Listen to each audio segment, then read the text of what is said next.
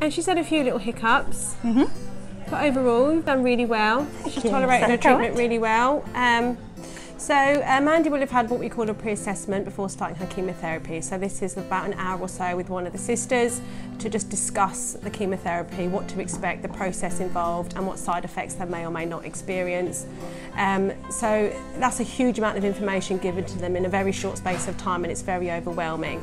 So when the patient then comes in for their first cycle of chemotherapy, it's pretty standard to give most of that information almost again, but in a different way. You know, you want to introduce them to the unit so they understand their surroundings. Environment is a really big deal here because it's so daunting and there's so much anticipation leading up to that first chemotherapy for any patient and their relatives. It's so important that they feel comfortable and settled into where they are. They're just great. They're just really great. You know, they'll converse with you.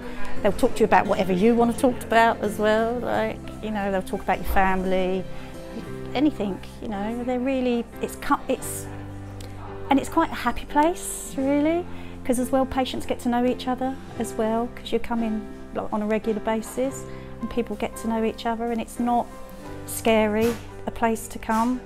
It's quite a nice place to sort of like sit and put your feet up for 3 or 4 hours.